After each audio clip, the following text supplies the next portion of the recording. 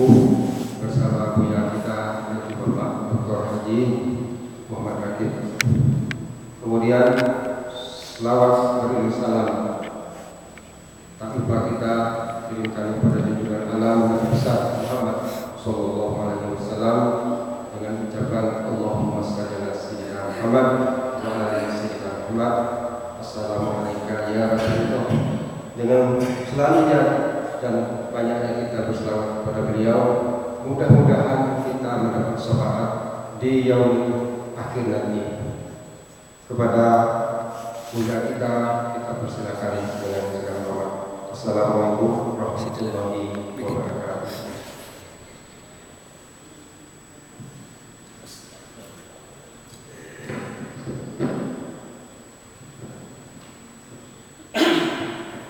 Assalamualaikum warahmatullahi wabarakatuh.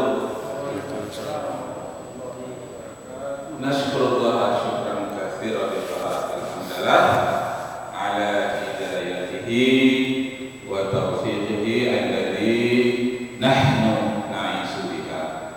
Bapak yang terhormat, tadi malam subuh dengan seline ya, polisi lewat di Jalan Cipta Karya.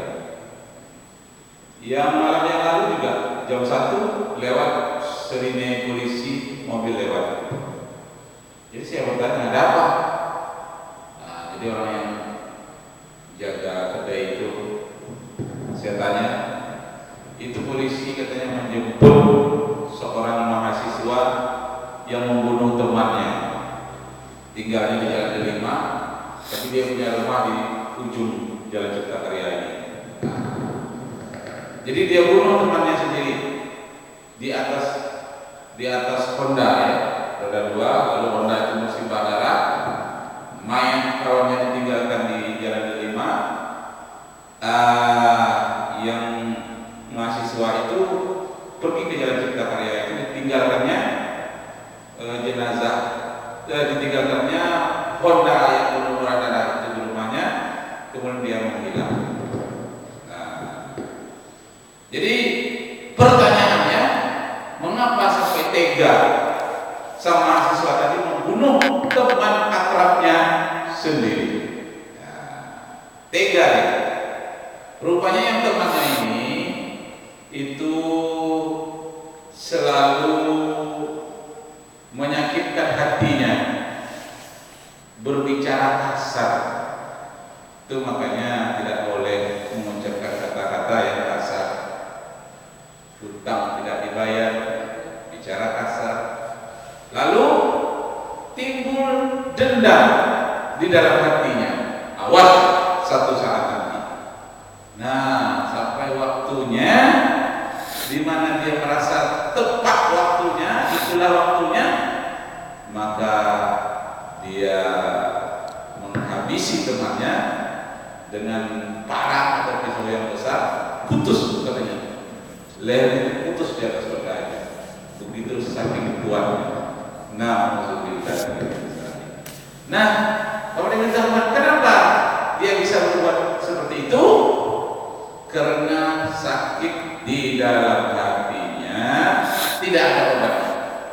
Nah, jadi dalam hadis Nabi Muhammad SAW mengatakan ada 3 penyakit yang tidak ada obatnya.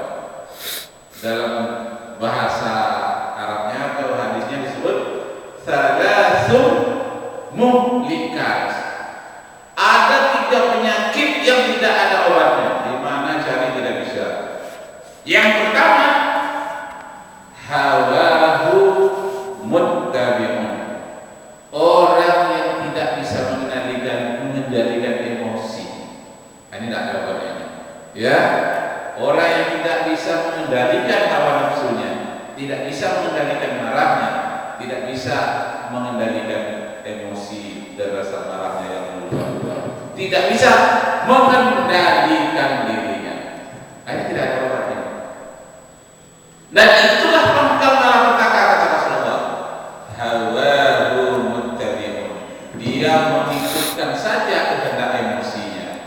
Jadi kalau diikutkan, banyak manusia yang akan musnah di muka bumi ini, Bapak Ibu. Marah sedikit, emosi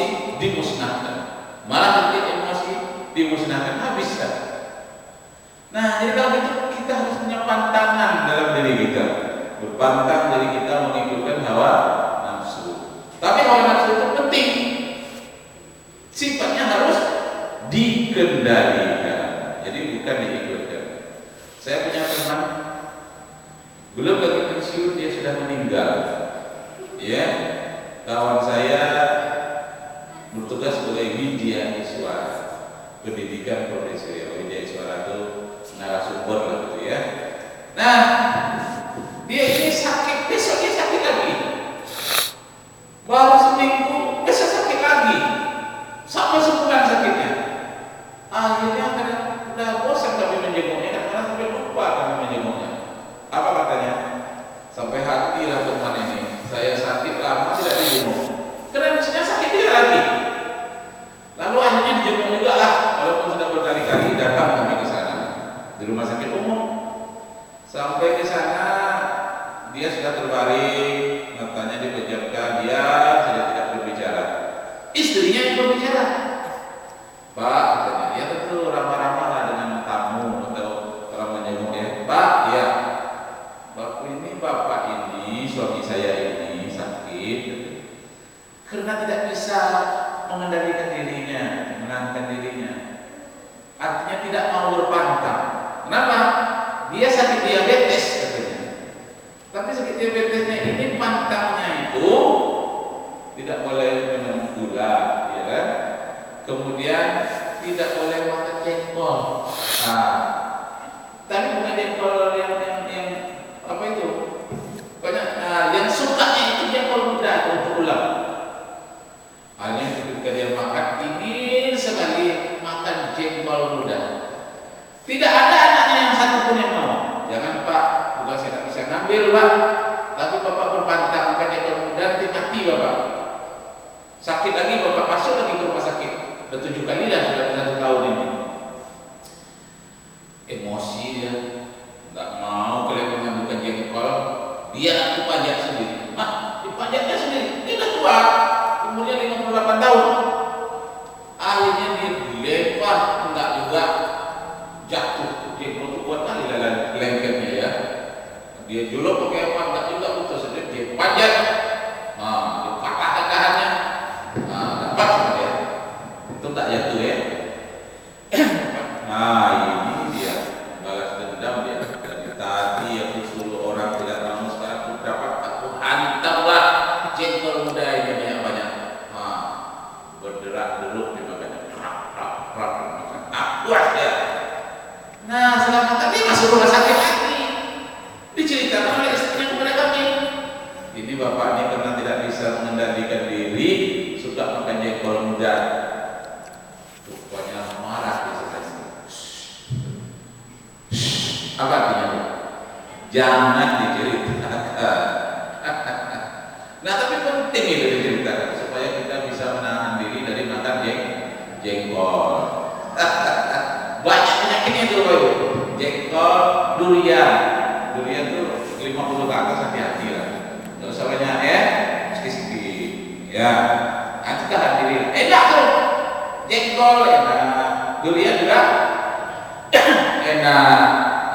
Tapi kalau memang akan mendatangkan penyakit, tahan diri. Kalau mau juga makanya jengkol ya Bu. Suka makan jengkol Bu? Suka ya? Sakit lah. Jangan yang banyak lain. Durian suka juga. Dia sampai 2 buah. Agak-agak 3 daun, 3 apa itu jadilah ya. 3 inci jadilah ya. Jadi, kawan, jadi kita harus mengendalikan diri. Bukan tidak boleh tahan diri. Jadi hawahu muttabi'un. Jangan mengikutkan saja hawa nafsu, diremlah sedikit. Kalau diikutkan tidak ada apa-apa. Hanya mati saja.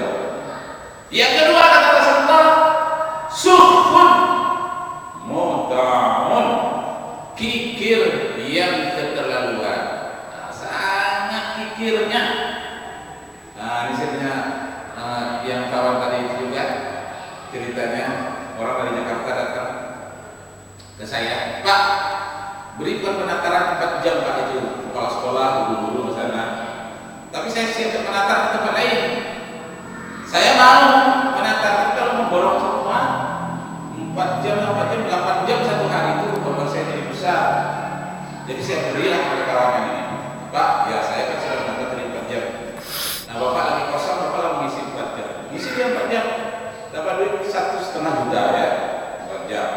Saya dapat 1,5 juta 1 hari itu. Nah,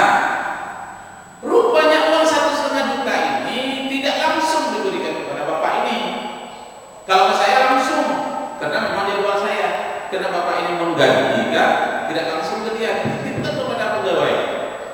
Titip kepada pegawai, disangkanya titip kepada saya. Apa katanya? Dititip sama Pak Rakib katanya. Tidak ada sama saya. Malah saya memberikan dana saya kepada Bapak supaya Bapak dapat 1,5 juta. Tidak ada tanya-tanya orang pun tidak tahu. Pasti sama Bapak tidak ada.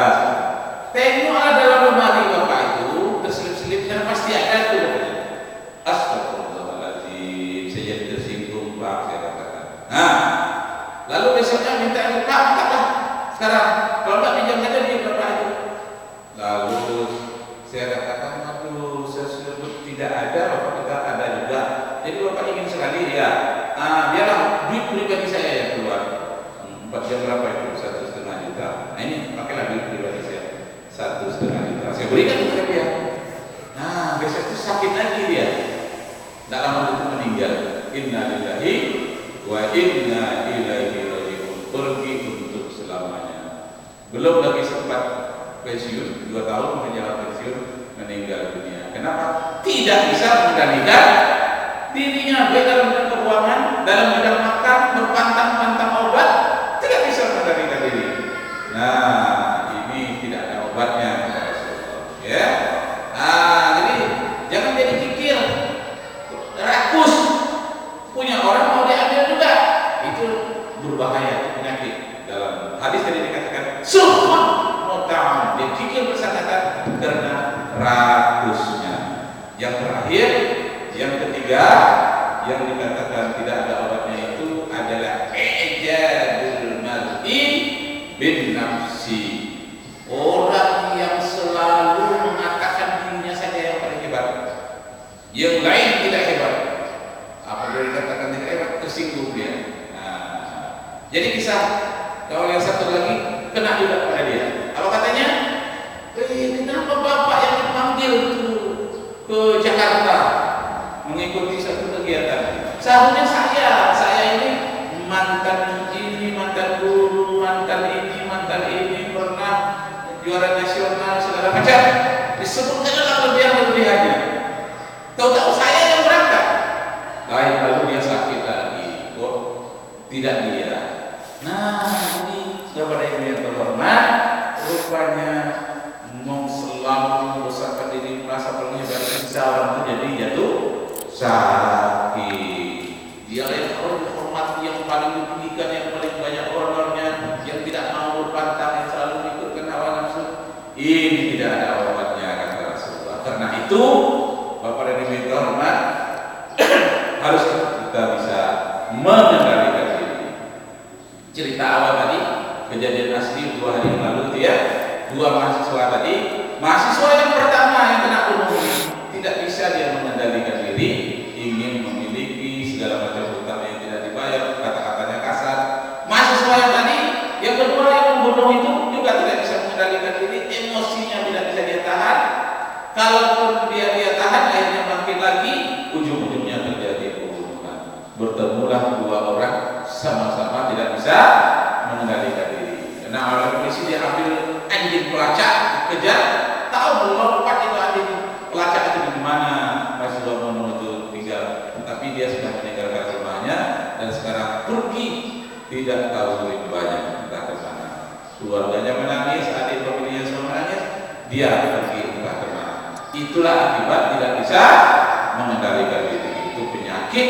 Nah, Rasulullah SAW memberikan kepada kita, tinggalkanlah penyakit seperti itu, kendalikan diri, remlah diri supaya kita selamat di dunia, selamat di akhirat. Wabillahi taufiq wal hidayah. Wassalamu alaikum warahmatullahi